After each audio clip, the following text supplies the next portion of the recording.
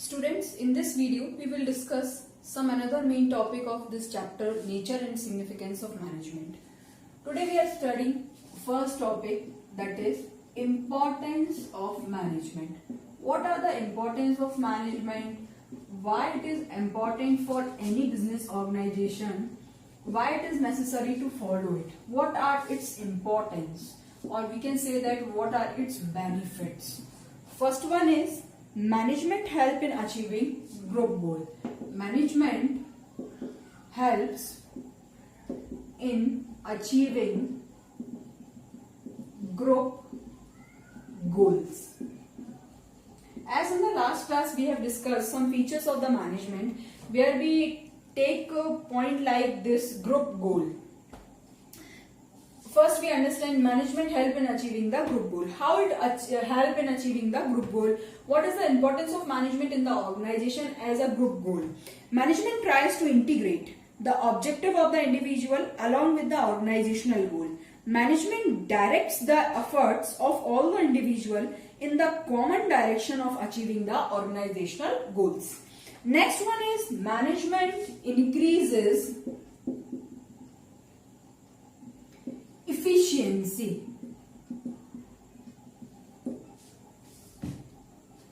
In the last class we have discussed difference between effectiveness and efficiency, where we got the meaning of efficiency. But how management increase the efficiency? That it becomes the point of importance. So how management increase the efficiency? Managers try to reduce the cost and improve the productivity with the minimum cost, means minimum wastage of the resources. Management insists on efficiency and effectiveness of the work through planning, organizing, staffing, directing and controlling. Means efficiency of the managers can be improved by only one thing, that is the management. Next one is management creates dynamic. Management create dynamic organization. In the last class we also discussed about the feature management is a dynamic activity. Dynamic activity means changes with the change in the business environment. How management creates dynamic organization? Organization have to survive in the dynamic environment. So the managers keep making changes in the organization to meet the environmental changes, what happens in the environment. The employees in the organization are generally resistant to the change. Efficient management motivates the employees to adopt changes willingly by convincing them that changes is not only beneficial for the organization but also improves the employees' working condition. Means management not only work for the dynamic changes of the environment which affect the organization, but it also work on the dynamic changes which affect on the employees. Next point is management helps in achieving personal objective. Next point is management helps in achieving personal objectives.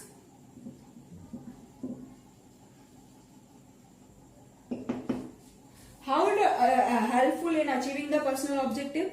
An efficient manager is the one who brings maximum prosperity for the employer as well as employee. As we are discussing personal objectives, so we are discussing employer as well as employees. Manager lead the people in such a manner that along with the organizational goal, individual goals of the organization is also to be achieved.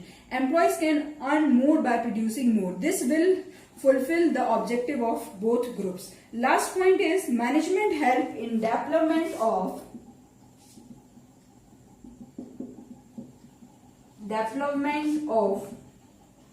society. Employer and employee both are the part of the society. Efficient management always has multiple objectives. They give due importance to social obligations towards different groups of people such as employees, customers, suppliers, etc. It insists on providing quality of goods, better quality of goods, competitive salaries, create employment opportunity. By increasing the production, management also contribute to increase in the GDP. GDP means gross domestic product of any country, and leads to the growth of the nation. So here we have discussed 5 main points related to the importance of management. First one is management help in achieving group goal. Next one is management increase efficiency. Next is management creates dynamic organization. Next is management help in achieving personal objectives, and next one is management help in development of society. These are the 5 important points of importance of management. If question is there in your CBSE examination paper that what are the benefits of management, so you have to write these points also. Now let's we move to our next topic, that is nature of management. What is the nature of management?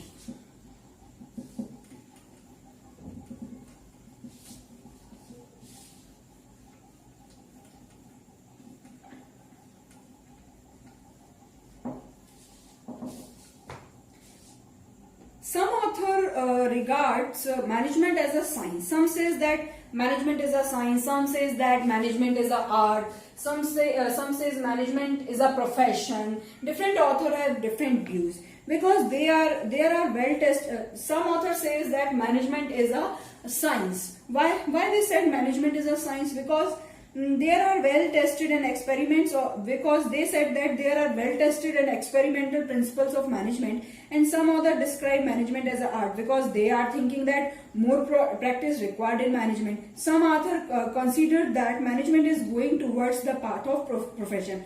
Means every author is giving their own view. To conclude whether management is science, whether management is art, or whether management is profession, we must have to understand the features and meaning of each thing. Means you have to understand what is science, what is art, and what is profession. By comparing them, we can understand what is their nature, what is the nature of management. First we took the point, that is management as a science. Science means rules and regulations which are well tested and based on experiments. Science can be defined as a systematic. When we are talking about science, science can be defined as the systematic and organized body of knowledge based on logical observations, findings, facts, and events. Means when we are talking about science, we are talking about facts, we are talking about findings, we are talking about experiments, we are talking about logically things. But how we say that management as a science? How we say that management is a science? Why? Science comprises of exact principle which can be verified, and it can establish cause and effect relationship. Let's discuss some features of science. Then we have to find that these features exist in the management or not. On the basis of that, we have decided management as a science or not. First feature of science is systematic body of knowledge. Systematic body of knowledge in science. When we talk about science, firstly we will discuss how this feature is exist in science, then we examine this feature is existable in management or not. In science, when we talk about science, in science organized and systematic study material is available which is used to acquire the knowledge of science. Like science means when we talk about science, organized and systematic study material is available which is used to acquire the knowledge of science. Means when we are talking about science, there is a systematic study material on which science facts and figures are based. Like science, in management also there is the availability of systematic and organized study material. So this feature of management is present in this feature of science is present in the management. So on the basis of this feature, we can say that management is a science. Means on the basis of this feature, management is passed as the management as a science. Here we are discussing natures. Okay, I have not written it. Natures. First nature is management as a science. Second feature of science is principles are based on experiments. Means the following principle or any principles prepared or based on experimentation. In science, all the principles are based on experimentation. If we are talking about Rutherford experimentation, Rutherford principle, then it is based on experimentation. Newton's law of motion is the principle which is based on experimentation. But how it is related to the management? Let's discuss. Scientific principle. When we talk, first we talk science. First we talk about science. Scientific principles are developed through observation and then tested through repetitive experiments. Repetitive experiments are there in science. The management principles also developed through observation and experiments. But since management deal with human being and human behavior cannot be accurately predicted, means there is no prediction made for the human behavior. Human behavior is changes according to the requirement. So management can be called as inexact science. This feature is partially present, means yes B, no B. This feature is partially presented. So when we talk about Newton's law of motion, so Newton's law of motion is based on experimentation, where he is examining the apple. So nature of apple is simple, not changeable. But when we talk about management, so management principles are based on human beings. Human beings' nature changes with the change in time. So that's why we are saying that in science, principles are based on experimentation. But in management, principles are based on experimentation. Yes, B, no, B, partially. Next, universal validity. Universal validity. Universal validity. The scientific principles have universal application and validity. Management principles are not exact like scientific management principles. So there is the application and use is not universal. Means scientific principles have universal validity. Means these can be used universally. But management principles cannot be used universally. They have to be modified according to the situation. They have to be changed according to the situation. That's why this principle or this feature of science is not present in the management. First feature, what is the first feature of science? Systematic body of knowledge. This is exists in the management. That's why we say that management as a science. Second feature of science is principles are based on experimentation. But this principle is partially acceptable as in the management. Universal validity. Science principles are universal valid, but management principle also the management principles are universally valid. But problem with them is that they are modified according to the situation. Scientific principles do not modified according to the situation. This feature does not exist in the science. So what will be the final conclusion? One point is there, one point is not there. What will be the final conclusion? On comparing the feature of science with the management, we find that one feature of science is present, whereas two features are not present. So management cannot be considered as the pure science or exact science, but we call it as inexact science, or we call it as social science. 1 marks question came in the exam. Why it is considered as social science? Management is considered as social science. Then you have to write these points, explain them, and give a conclusion. On comparing the features, we have discussed that 2 points are present. 1 point is present there, 2 are not present there. So we can say that management is not a science, or not a pure exact science, but we can say that it is a inexact science or social science. Now let's discuss second number nature, that is management as a art. Can be considered management as a art or not? Let's discuss with the features of art. If features of art are present in the management, then we consider it as art. If not, then we cannot consider it as art. What is art? In Hindi you can say it kala. Management as a art. Art means, what do you mean by art?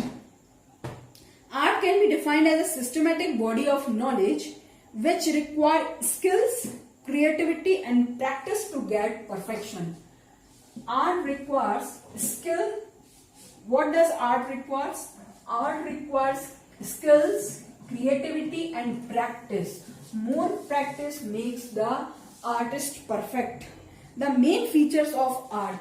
Okay, let's we move to the main features of art. Then we examine them. They are present in the management or not. First is systematic body of knowledge or theoretical knowledge. Systematic body of knowledge or theoretical knowledge. When we talk about science, we are discussing about practical knowledge, but when we are talking about art, then we are focusing on the theoretical knowledge. In every art, there is some systematic and organized study material available to acquire the theoretical knowledge of the art. For example, various books on different ragas are available in the music. Means musicians have to learn different rag. On the basis of that, they do their practice. In management, there is systematic body of knowledge available which help in managerial studies. So this feature of art is present in the management. Okay, we are okay. This feature is present in the management. Second is personalized application. Personalized application.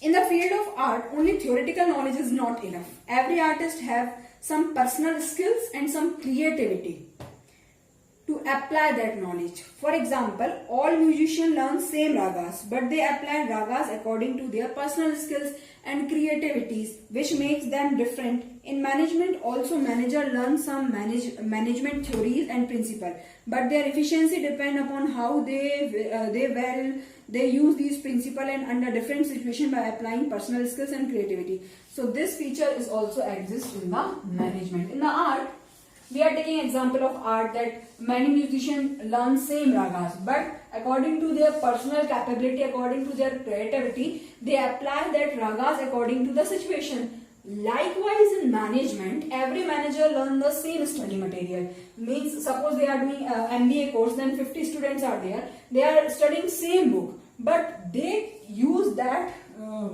knowledge, that theoretical knowledge, according to their personal creativity, according to their personal requirements.